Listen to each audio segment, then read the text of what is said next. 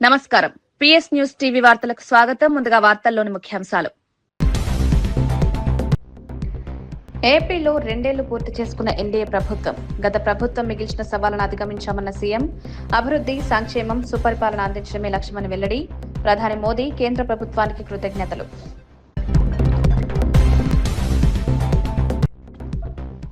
తదుపరి ఎన్నికల్లో కాంగ్రెస్ ఓటమి ఖాయమన్న హరీష్ రావు. ప్రజల్లో అసంతృప్తి పెరుగుతోందని వ్యాఖ్య. మళ్లీ కేసీఆర్ రావాలని మాట వినిపిస్తుందన్న మంత్రి. తెలంగాణకు బీఆర్ఎస్ఏ ప్రత్యామ్నాయం.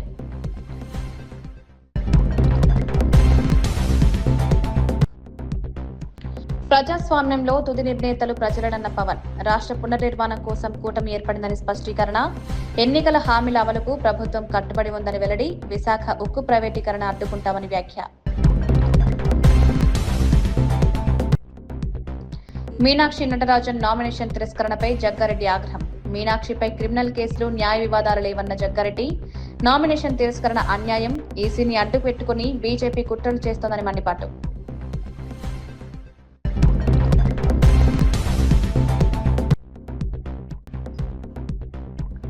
కేతిరెడ్డికి బహిరంగ సవాల్ విస్తరణ చేసి ప్రభాకర్ రెడ్డి. తాడిపత్రి రాజకీయాల్లో మరోసారి వేడి పెంచిన వైనం. ఫ్యాషన్ రాజకీయాలకు ముగింపు పలుకుతారని వ్యాఖ్య. కేతిరెడ్డి అజ్ఞాతంపై ప్రశ్నలు సంధించిన జేసీ. తిరుపతిలో నిర్వహించిన కూటమి ప్రభుత్వం 2 ఏళ్ల విజయోత్సవ సభలో ముఖ్యమంత్రి చంద్రబాబు నాయుడు భావోద్వేగ ప్రసంగం చేశారు. గత ప్రభుత్వ హయాంలో ఎదుర్కొన్న ఇబ్బందులను గుర్తు చేస్తూ ప్రజల మద్దతుతోనే ఈ విజయాన్ని సాధించామన్నారు. తాను 53 రోజుల పాటు జైల్లో ఉన్న విషయాన్ని ప్రస్తావిస్తూ ప్రజాస్వామ్య పరిరక్షణ కోసం పోరాడిన రోజులను గుర్తు చేసుకున్నారు. డిప్యూటీ సీఎం పవన్ కళ్యాణ్ పై కూడా అప్పటి ప్రభుత్వం వేధింపులకు పాల్పడిందన్నారు. అన్ని కష్టాలను అధిగమించి ప్రజల ఆశీర్వాదంతో కూటమి ప్రభుత్వం ఏర్పడిందన్నారు. రాష్ట్ర అభివృద్ధి, సంక్షేమం, పారదర్శక పాలన లక్ష్యంగా పనిచేస్తున్నామని తెలిపారు. ప్రజల విశ్వాసాన్ని నిలబెట్టుకోవడం తమ బాధ్యత అని పేర్కొన్నారు. ఈ రోజు మీటింగ్ చూస్తే నమ్మకం, అది కూడా ఎన్డీఏ ప్రభుత్వం పైన. 2 ప్రభుత్వాలు, మొన్నే ప్రధానమంత్రి నరేంద్ర మోడీ గారు 10వ తారీఖున 12 సంవత్సరాలు ప్రజల చేత ఎన్నికైన మొట్టమొదటి ప్రధానమంత్రి నరేంద్ర మోడీ గారు. మీరందరూ కూడా ఇదే రోజున ప్రమాణ స్వీకారం చేశాం. 2 ఏళ్ళు అయ్యింది. అయితే ఈరోజు మీరు చూస్తే 2024 ఎన్నికల్లో మోడీ గారు, పవన్ కళ్యాణ్ గారు, నేను కలిసి రాష్ట్రాన్ని గెలిపిద్దాం, ప్రజాస్వామ్యాన్ని కాపాడదామని మిమ్మల్ని కోరాను. ఈరోజు ఏ ఉత్సాహం ఉందో రాష్ట్రంలో, ఆ రోజు కూడా అదే ఉత్సాహంతో బ్రహ్మాండంగా పనిచేశారు. ప్రజలు ఆశీర్వదించారు. నేను రాజకీయాల్లో సుదీర్ఘంగా ఉన్నాను. 57% ఓట్ షేర్, 94% సీట్లు ఇచ్చిన ఘనత ఆంధ్రదేశ ప్రజానీకేనదని మరొక్కసారి విజ్ఞప్తి చేస్తున్నాను. మనమందరం కూడా గతాన్ని ఒక్కసారి గుర్తు చేసుకోవాలి. 14, 19 ఎక్కడ చూసినా చీకటి, ప్రజాస్వామ్య పోకడలు లేవు. ఇంకో పక్కన 2014లో విభజన వల్ల కొంత నష్టపోయాం. 19, 24 విధ్వంసమైంది. దీనివల్ల అన్ని రంగాల్లో సంక్షోభం, వ్యవస్థలు నిర్వీర్యం. 2019లో ప్రజావేదిక కూల్చివేతతో మొదలైన విధ్వంస పాలన. కూటమి ప్రభుత్వం 2 ఏళ్ల విజయోత్సవ సభలో డిప్యూటీ సీఎం పవన్ కళ్యాణ్ కీలక ప్రసంగం చేశారు. కూటమి విజయం అహంకారంపై ప్రజాస్వామ్యం సాధించిన విజయమని పేర్కొన్నారు. కులాలు, ప్రాంతాల రాజకీయాలకు అతీతంగా ప్రజలు అభివృద్ధి లక్ష్యంగా ముందుకు సాగారని పిలుపునిచ్చారు. ఎన్నికల్లో కూటమి సాధించిన 100% విజయాన్ని, ప్రజల విశ్వాసాన్ని నిదర్శనంగా అభివర్ణించారు. రాష్ట్ర అభివృద్ధి కోసం అన్ని వర్గాలు కలిసి పనిచేయాల్సిన అవసరం ఉందన్నారు. యువతకు అవకాశాలు, రైతులకు మద్దతు, మహిళల సాధికారత వంటి అంశాలపై ప్రభుత్వం దృష్టి సారిస్తోందన్నారు. ప్రజల ఆశలను నెరవేర్చే పాలన అందించడమే తమ లక్ష్యమని పవన్ కళ్యాణ్ వెల్లడించారు. ఒక రాజకీయ నిర్ణయం కాదు, ఒక సందేశం, ఒక హెచ్చరిక, ఒక దిశానిర్దేశం అవుతుంది. 2024లో ప్రజలు ఒక రాజకీయ సంస్కృతిని తిరస్కరించారు, భయాన్ని తిరస్కరించారు, అహంకారాన్ని తిరస్కరించారు, అధికారమే అంత అన్న భావజాలాన్ని తిరస్కరించారు. ప్రజాస్వామ్యంలో ప్రజల కంటే ఎవరు పెద్దవారు కాదని మరోసారి గుర్తు చేశారు. అందుకే 2024లో చేసినట్టు కొన్నిసార్లు ప్రజలు కేవలం ఓటు వేసి వదిలిపెట్టరు, చరిత్ర రాస్తారు. 2024లో ఆంధ్రప్రదేశ్ ప్రజలు చేసింది అదే. ఆ తీర్పు ఈ రాష్ట్రానికి మళ్ళీ ఆశనిచ్చింది, ఆంధ్రప్రదేశ్ సమాజానికి మళ్ళీ ఆత్మవిశ్వాసాన్ని ఇచ్చింది, ఒక తరం భవిష్యత్తుని మళ్ళీ నమ్మకాన్ని కల్పించింది. ప్రజలు మౌనంగా కనిపించిన అవసరం వచ్చినప్పుడు చరిత్రని మార్చగలరని మరోమారు నిరూపించిన సందర్భం అది. 2 ఏళ్ల క్రితం మీరిచ్చింది కేవలం అధికారం కాదు, ఒక బాధ్యత. ఆ బాధ్యతని గుర్తుంచుకుంటేనే ఈరోజు మీ ముందుకు వచ్చాం. ఈ చారిత్రక విజయానికి కారణమైన ప్రతి కార్యకర్తకి, ప్రతి నాయకుడికి, ప్రతి మహిళకి, ప్రతి రైతుకి, ప్రతి యువకుడికి నా హృదయపూర్వక కృతజ్ఞతలు. ఈ విజయం కేవలం తెలుగుదేశం పార్టీదో, భారతీయ జనతా పార్టీదో, జనసేన పార్టీదో కాదు, ప్రజల విజయం ఇది. ఇది అహంకారం విధ్వంసంపై ప్రజాస్వామ్యం సాధించిన విజయం. ఈ కూటమి ఆంధ్రప్రదేశ్ పునర్నిర్మాణం కోసం ఏర్పడిన కూటమి. ఈ కూటమి అధికారాన్ని పంచుకోవడానికి కాకుండా బాధ్యతని పంచుకోవడానికి ఏర్పడింది. దేశానికి ప్రధానమంత్రి శ్రీ నరేంద్ర మోదీ గారి దూరదృష్టి, రాష్ట్రానికి ముఖ్యమంత్రి శ్రీ నారా చంద్రబాబు నాయుడు గారి అనుభవం, ప్రజల ఆకాంక్షలను ప్రతిబింబించే జనసేన సంకల్పం, ఈ 3 శక్తులు కలిసినప్పుడే ఆంధ్రప్రదేశ్ పునర్నిర్మాణానికి బలమైన పునాది ఏర్పడింది. కూటమిలో జనసేన 21 సీట్లతోటి సర్దిపెట్టుకునే సందర్భంలో చాలామంది వివిధ రకాలుగా విమర్శించారు. కానీ మేము 21 సీట్లతో రాజీ పడలేదు. ఆంధ్రప్రదేశ్ భవిష్యత్తు కోసం 21 సీట్లకి జనసేన పరిమితాన్ని చేశాం. ఆ త్యాగానికి ప్రజలు ఇచ్చిన సమాధానమే 100% స్ట్రైక్ రేట్. 2 ఏళ్ల క్రితం మేము ఇచ్చిన హామీలు ఈరోజు ఒక్కొక్కటిగా ఆచరణలో కనిపిస్తున్నాయి. పెరిగిన వృద్ధాప్య పెన్షన్లు, మహిళలకి ఆర్థిక భరోసా, ఉచిత గ్యాస్ సిలిండర్లు, మహిళలకి ఉచిత బస్సు, రైతులకి అండా, అన్నా క్యాంటీన్లు, విద్యకి ప్రాధాన్యత, యువతకు ఉపాధి అవకాశాలు, మేము చెప్పింది ప్రతిదీ ఆచరించి బలంగా ముందుకు తీసుకెళ్తా ఉన్నాం. నా శాఖల విషయానికి వస్తే మహాత్మా గాంధీ కలలుగన్న గ్రామ స్వరాజ్యం, పండిట్ దీన్ దయాళ్ ఉపాధ్యాయ ప్రతిపాదించిన అంత్యోదయ సిద్ధాంతం, last mile governance, doctor B R Ambedkar గారి రథసారథిగా రాజ్యాంగం ద్వారా స్థానిక స్వపరిపాలనకు వేసిన బలమైన ప్రజాస్వామ్య పునాదులు, ఈ 3 ఆలోచనల సంగమమే నేడు నరేంద్ర మోదీ గారి నాయకత్వంలోని ప్రభుత్వ పాలనా తత్వం. సబ్కా సాత్, సబ్కా వికాస్, సబ్కా విశ్వాస్. గ్రామాన్ని భారతదేశానికి కేంద్ర బిందువుగా హుజరాబాద్ లో జరిగిన బీఆర్ఎస్ ముఖ్య కార్యకర్తల సమావేశంలో మాజీ మంత్రి హరీష్ రావు కాంగ్రెస్ ప్రభుత్వంపై విమర్శలు గుప్పించారు. వచ్చే ఎన్నికల్లో సీఎం రేవంత్ రెడ్డి ఎమ్మెల్యేగా ఓడిపోవడం ఖాయమని వ్యాఖ్యానించారు. రాష్ట్ర వ్యాప్తంగా ప్రజల్లో అసంతృప్తి పెరుగుతోందని, ఎక్కడికి వెళ్లినా మళ్లీ కేసీఆర్ రావాలనే మాట వినిపిస్తోందన్నారు. బీఆర్ఎస్ ప్రభుత్వం అమలు చేసిన సంక్షేమ పథకాలను ప్రజలు ఇప్పటికీ గుర్తు చేసుకుంటారన్నారు. కాంగ్రెస్ హామీలు అమలు కాక ప్రజలు నిరాశ చెందుతున్నారని ఆరోపించారు. రాబోయే ఎన్నికల్లో బీఆర్ఎస్ తిరిగి అధికారంలోకి వస్తుందని ధీమా వ్యక్తం చేశారు. కార్యకర్తలు ప్రజల్లోకి వెళ్లి పార్టీ సిద్ధాంతాలను వివరించాలని పిలుపునిచ్చారు. కోట్లు ఖర్చు పెట్టిండు. అందాల పోటీలకు ఉంటాయి, ఫుట్బాల్ షోకులకు ఉంటాయి, ఎయిర్ బస్ హెలికాప్టర్ కు డబ్బులుంటాయి, ఇతర రాష్ట్రాల్లో ఎన్నికలు జరిగితే మూటలు పంపడానికి డబ్బులుంటాయి, పక్క రాష్ట్రాల్లో ఎన్నికలు జరిగితే మన తెలంగాణ ప్రభుత్వ డబ్బులతో అక్కడ ఫుల్ పేజ్ పేపర్ అడ్వర్టైజ్మెంట్లకు డబ్బులుంటాయి. కానీ మా పిల్లలకు ఫీజు రియంబర్స్మెంట్ ఇవ్వమంటే డబ్బులు ఉండవా? మా రైతులకు రైతు బంధు రైతు బీమాకు డబ్బులు కట్టమంటే ఉండవా? మా అవ్వ తాతలకు 4,000 పెన్షన్ ఇవ్వమంటే డబ్బులు ఉండవా? రేవంత్ రెడ్డి గారికి అధికారం మత్తెక్కింది. మొన్న ఎప్పుడు అన్నాడు కదా హిట్లర్.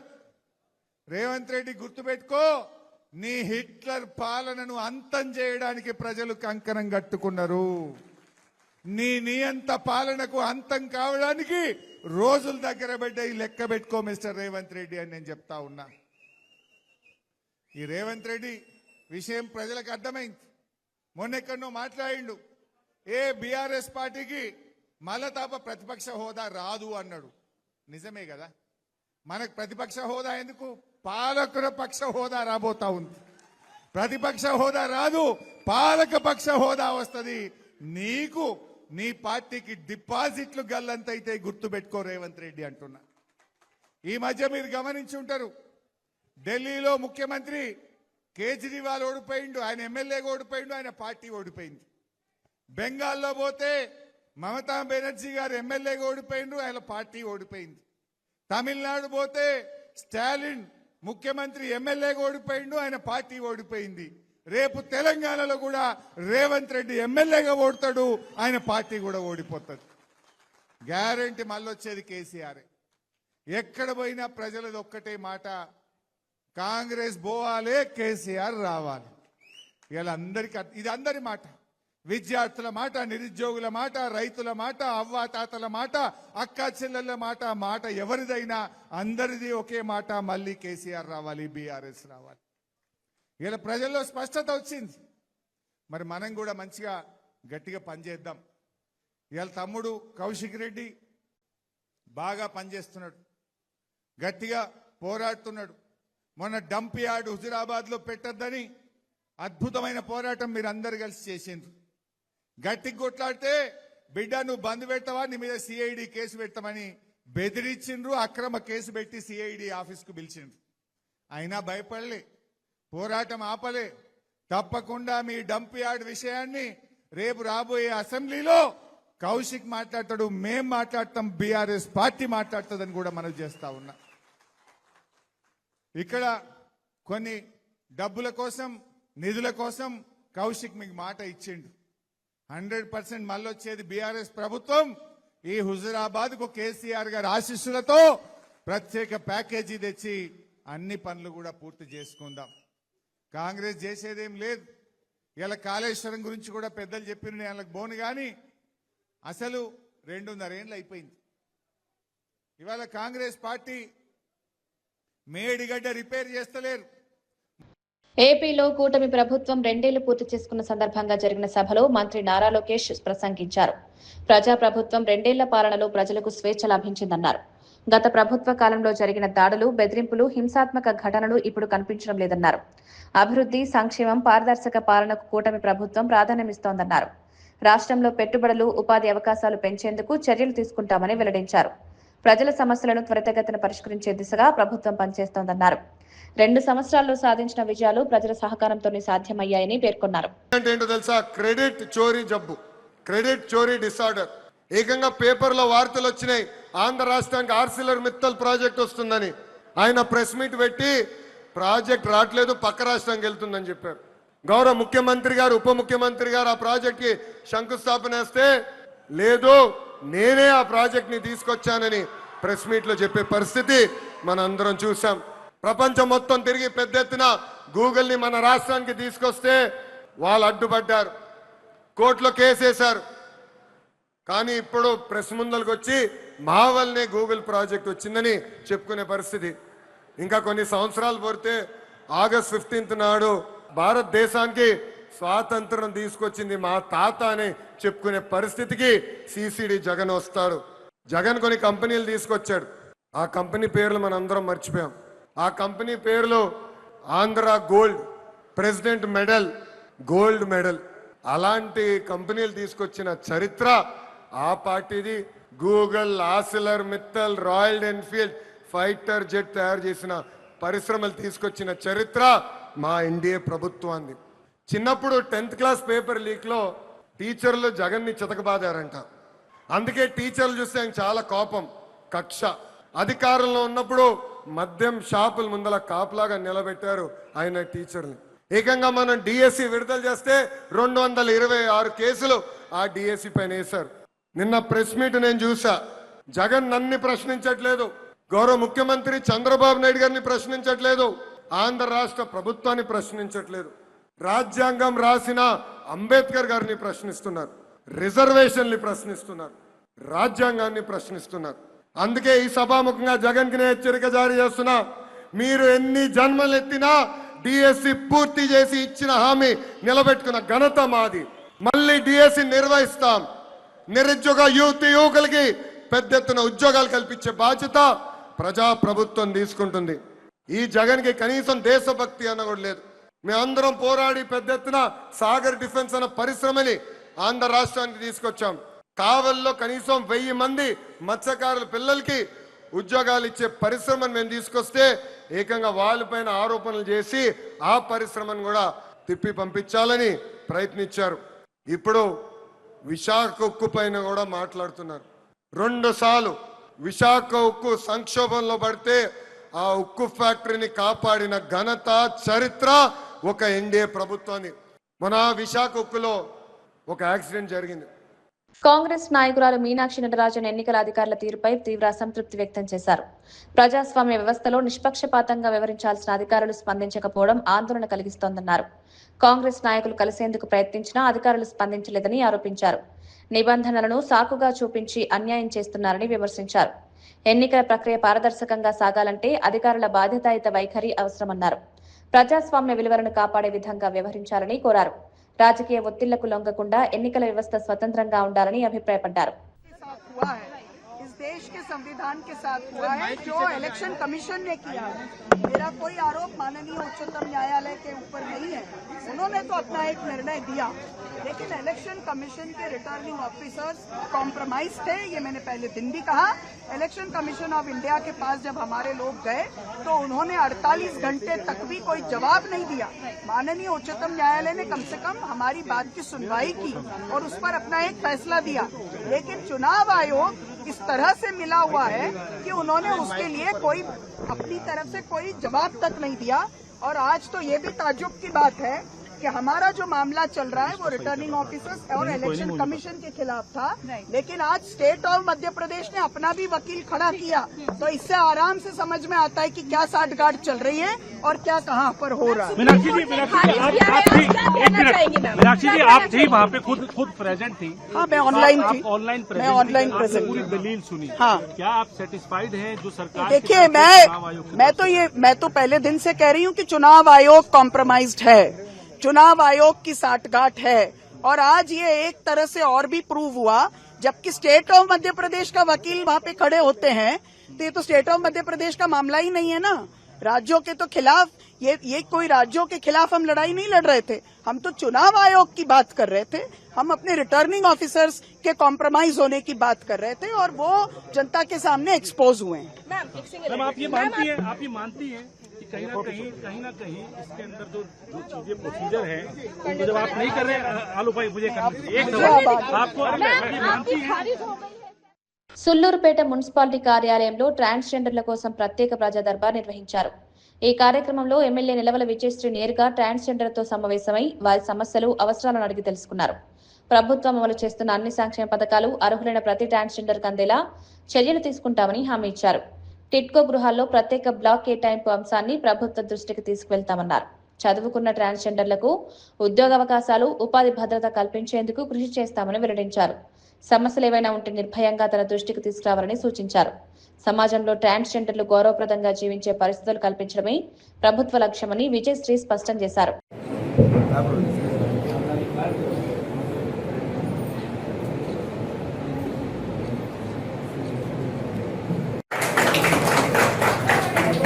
ప్రభుత్వం మీకు ఎప్పుడూ అండగానే ఉంటుంది, మీరు వరి అవ్వాల్సిన పని లేదు.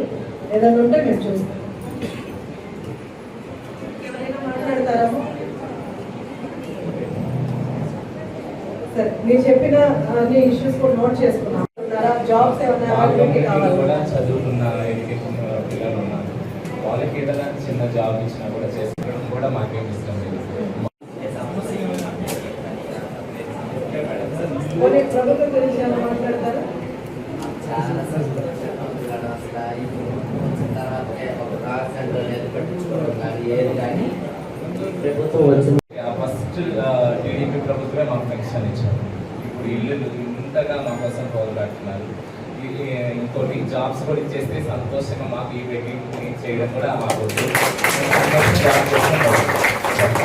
రెసిడెన్స్ ఎవరైతే చదువుకొని ఉన్నారో డిగ్రీ రెసిడెన్స్ తీసుకొని వస్తే నేను కంపెనీతో ఒకసారి మాట్లాడతాను.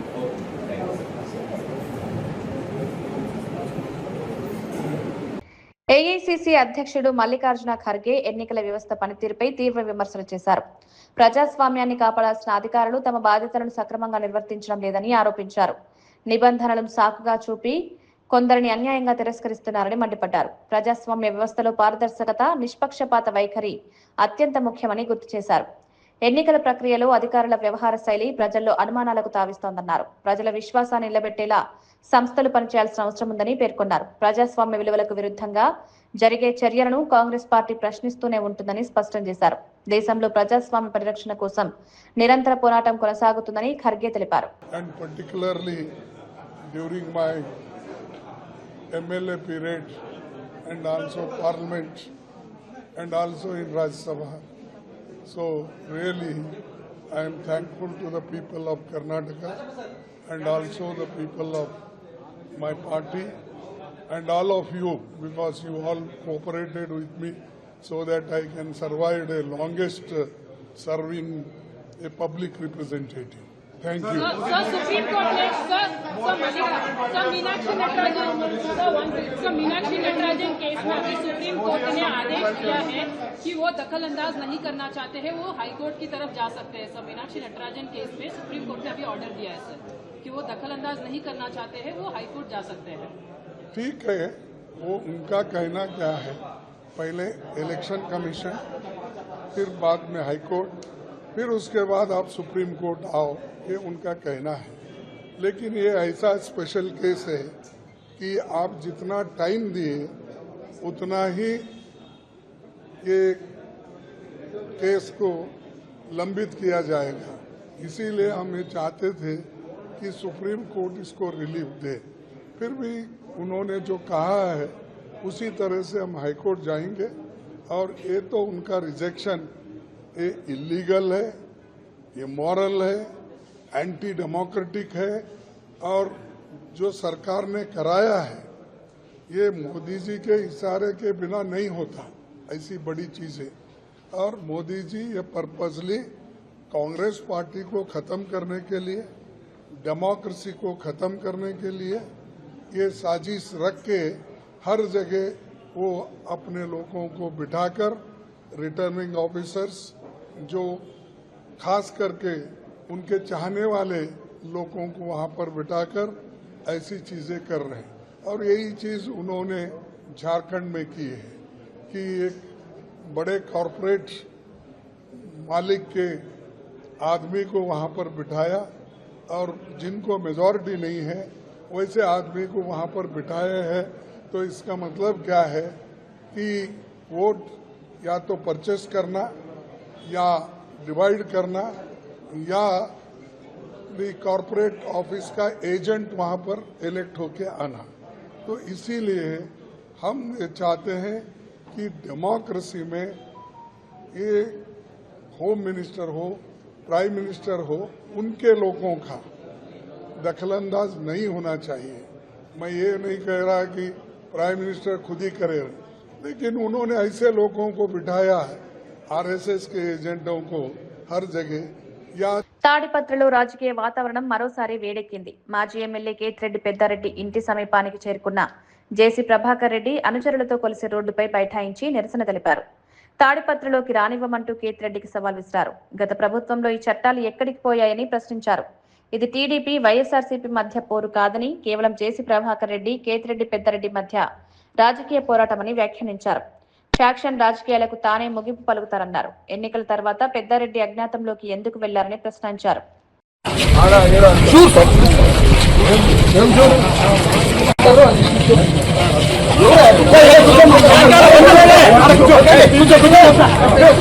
ప్రతి అడుగు పోలీసు వాళ్ళ పర్మిషన్తోనే పోవాలా. ఏంటి పొద్దు నువ్వు నేను రానీను, నేను కాదు, నేను వెళ్ళిపోతున్నాను. ఈ ఆపరేషన్ 17 తేదీ నుంచి మా వాళ్ళు రానిరు. పోలీసు వాళ్ళు కూడా చెప్తున్నారు, నాకు 5 ఏళ్ళు అన్యాయం జరిగింది. 420 కేసు తీసుకుని అరెస్ట్ చేసినారు. వస్తుంది జడ్జిమెంట్ కూడా వస్తాయి. ఈరోజు మీరు అన్నదండి, ఏం చేసిన న్యాయం మీరు? ఇంటికి వచ్చిపోతే కేసు రాసుకోలేరా? ఈ పొద్దు ఏమి చెప్తా చూడండి, మీరు మీ స్కిన్ తయారు చేసుకునేదానికి ఉండేదానికి ఉన్నారు, మీకు మేమో రాకూడదు. అన్యాయం చేసినారా లేదా? ఎన్ని బస్సులు పోయినాయి. మా నాయన బొగ్గులు వస్తారు 32లో, మేము భయపడలే. నేను తెలుగుదేశం పార్టీ కోసం కష్టపడలే, నా జనం కోసం. నాంపల్లి కోర్టులో చర్చనీయాంశంగా మారిన మీనాక్షి నటరాజన్ కేసులో మరో కీలక పరిణామం చోటు చేసుకుంది. కేసుకు సంబంధించిన వివరాలు బయటకు రావడంపై ఓ మహిళ కోర్టు ఆవరణలో ఆవేదన వ్యక్తం చేశారు. తన వ్యక్తిగత సమాచారాన్ని ఎవరు లీక్ చేశారో తెలియదన్నారు. కొందరి కారణంగా తనకు ప్రాణహాని ఉందని సంచలన ఆరోపణలు చేశారు. కోర్టుకు రాకుండా అడ్డుకునే ప్రయత్నాలు జరిగాయని, ఆటోను వెంబడించారని తెలిపారు. న్యాయం జరిగే వరకు తన పోరాటం కొనసాగుతుందని స్పష్టం చేశారు. కేసు వివరాల లీక్ వ్యవహారం కొత్త చర్చకు దారితీసింది. ఈ ఘటనపై అధికారులు దృష్టి సారించాలని ఆమె కోరారు. నేను వచ్చిన తర్వాత యాక్చువల్లీ వచ్చేటప్పుడు నన్ను ఫాలో చేశారు. నా వెహికల్ నేను క్యాబ్ లో వచ్చాను, దాని నంబర్ నోట్ చేసుకున్నారు. ఎంటర్ అవ్వగానే పోలీసు వాళ్ళు వేరే వాళ్ళకి చెప్పారు. సో నేను మళ్ళీ వెళ్ళిపోయాను. ఇప్పుడు నాకు మళ్ళీ టైం అవుతుంది. Let me go in. నాకు నార్మల్ పీపుల్ అండ్ పోలీస్ వాళ్ళు ఇక్కడ వచ్చినప్పుడు వాళ్ళు చెప్పారు. ఫాలో చేసి నేను క్యాబ్ ఏ నెంబర్ లో వచ్చాను అనేది వాళ్ళు చెప్తున్నారు. ఈ క్యాబ్ లో వచ్చింది అది అని. కేసుకు సంబంధించి మీనాక్షి విషయంలో తెలియదు కాదు. నేనేమి ఎవరి మీద నేను కంప్లైంట్ ఏంటి, నేను నా ఫైట్ లీగల్ ఫైట్ నేను చూస్తున్నా. నాకు దీనికి ఏం సంబంధం లేదు. I have to attend the court. ఈయన నేను రాగానే నా వీడియో తీసుకున్నాడు. Is the person is going అతను సివిల్ మీరు చూసారు కదా, white shirt and black pant. నాకు తెలీదు నన్ను ఎవరు లిఫ్ట్ చేయాలని చూస్తున్నారో ఏంటో నాకు తెలీదు. నాకేం సస్పెన్షన్ లెటర్ ఎవరు ఇవ్వలేదండి.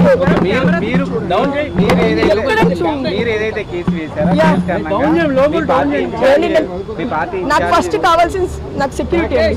సోర్స్ నాకు ఇప్పుడు మీరే చూసారు, ఇప్పుడే చూసారు. నేను ఇలా చెప్తుంటే ఆయన వెళ్ళిపోయారు. రైట్, నాకు ఎవరు థ్రెట్ అని నాకు తెలియదు. But I have threat. ఎవరు నేను ఆల్రెడీ ఇచ్చాను 3 months బ్యాక్ కంప్లైంట్ ఇచ్చాను డీజీపీ గారికి. అయితే మీరు చేసిన కంప్లైంట్ మీద ఒక ఆరోపణ వస్తుంది. కాంగ్రెస్ పార్టీ వాళ్ళే మీరు చేసిన కంప్లైంట్ బీజేపీ వాళ్ళకి ఇచ్చారని. నాకు ఎవరితో సంబంధాలు లేవు. నేను 4 ఏళ్లుగా నా కేసు ఫైట్ చేస్తున్నా. అలాగుంటే నేను ఎవరి దగ్గరకు వెళ్ళేదాన్ని కదా, ఇప్పటి వరకు రిక్వెస్ట్ చేసేదాన్ని కదా. కాంగ్రెస్ వాళ్ళే బీజేపీ వాళ్ళకి ఇచ్చారనేది చెప్తా ఉన్నారు. నాకు ఎవరితో ఎటువంటి సంబంధాలు లేవు. నేను ఎవరికి ఏమి ఇవ్వలేదు. నాకు తెలియదండి. ప్లీజ్ నన్ను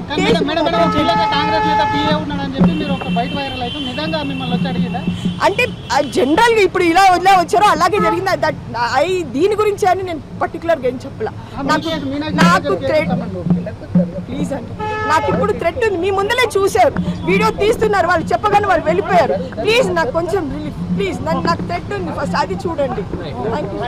TPCC working president Jaggareddy Meenakshi Natarajan Rajya Sabha nomination రద్దు వ్యవహారంపై తీవ్ర విమర్శలు చేశారు. రాహుల్ గాంధీ ఎంపిక చేసిన అభ్యర్థిని అడ్డుకునేందుకు కుట్ర జరుగుతుందని ఆరోపించారు. ఒక రాజ్యసభ సీటు కోసం ఇంత దిగజారడం బీజేపీకే సాధ్యమని వ్యాఖ్యానించారు. దేశంలో 12 ఏళ్ల బీజేపీ పాలనలో కుట్రలు, కుతంత్రాలు ఎక్కువగా కనిపిస్తున్నాయని విమర్శించారు. లేని కేసులను చూపించి మీనాక్షి నామినేషన్ రద్దు చేశారని ఆరోపించారు. నిజాలు బయటకు రాకుండా కోవర్ట్ రాజకీయాలు చేస్తున్నారని మండిపడ్డారు. ప్రజాస్వామ్య విలువలకు విరుద్ధంగా వ్యవహరించే చర్యలను కాంగ్రెస్ తీవ్రంగా వ్యతిరేకిస్తుందని స్పష్టం చేశారు. एआईसीसी प्रेसिडेंट खड़गे साहब और इंचार्ज केसी वेणुगोपाल जी, जो ये राज्यसभा जो नटराजन जी को डिक्लेयर करने के बाद मध्य प्रदेश में ऑलरेडी 3 राज्यसभा है, उसमें तो दो राज्यसभा तो बीजेपी को क्लियर है, एक राज्यसभा कांग्रेस को क्लियर है. फिर भी एक राज्यसभा के लिए इतना गंदी गिर के जो बीजेपी हुकूमत पॉलिटिक्स इतना गिर के काम करना, Modi ji prime minister level में इतना गिर के ऐसी काम करना ये ठीक बात नहीं होता। देखो नटराजन जी हमारे इंचार्ज जो मीनाक्षी जी सीधा साधा एक नॉर्मल एक महिला, बहुत मेहनत करके ऑर्गेनाइजेशन में, कांग्रेस पार्टी ऑर्गेनाइजेशन में नटराजन जी सीधा साधा सिंपली लाइफ, उनका लाइफ पूरा सिंपली, ऐसा एक महिला कांग्रेस की हमारे नेता हमारे इंचार्ज नटराजन जी को जो राहुल जी जो डिसीजन लिए है, एआईसीसी डिसीजन लिए है राज्यसभा का मध्य प्रदेश में, मगर उनको राज्यसभा उनको रोकने के लिए जो इलेक्शन कमीशन को ये लोग बेस बना लेके उनको राज्यसभा बनने में रुकावट जो किया है वो लोग, मगर उतना क्या जरूरत थी। ये कांग्रेस पार्टी, हम तेलंगाना गांधी भवन से कांग्रेस पार्टी तरफ से हम बीजेपी पार्टी को हम ये पूछ रहे हैं, भाई एक राज्यसभा नटराजन जी जो सीधा साधा एक नॉर्मल जीवन की एक महिला, हमारे लीडर हमारे इंचार्ज नटराजन को राज्यसभा बनने में ये जो रुकावट जो रोकने के लिए जो कोशिश हुआ इलेक्शन कमीशन को बीच में रख के, इतना गिर के मीनाक्षी नटराजन को राज्यसभा रोकने में ఏపీలో 2 ఏళ్లు పూర్తి చేసుకున్న ఎన్డీఏ ప్రభుత్వం గత ప్రభుత్వం మిగిల్చిన సవాళ్లను అధిగమించామన్న సీఎం, అభివృద్ధి, సంక్షేమం, సుపరిపాలన అందించడమే లక్ష్యమని వెల్లడి. ప్రధాని మోదీ కేంద్ర ప్రభుత్వానికి కృతజ్ఞతలు.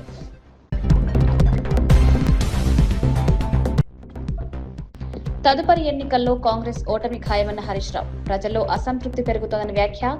మళ్లీ కేసీఆర్ రావాలని మాట వినిపిస్తుందన్న మంత్రి. తెలంగాణకు బీఆర్ఎస్ఏ ప్రత్యామ్నాయం.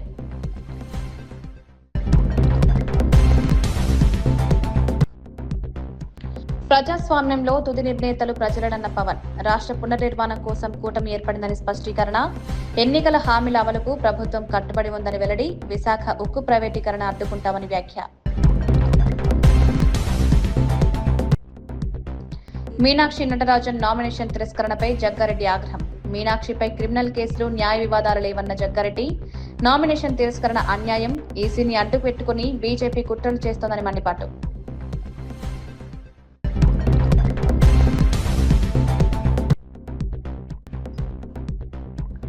కేతిరెడ్డికి బహిరంగ సవాల్ విస్తరణ చేసి ప్రభాకర్ రెడ్డి. తాడిపత్రి రాజకీయాల్లో మరోసారి వేడి పెంచిన వైనం.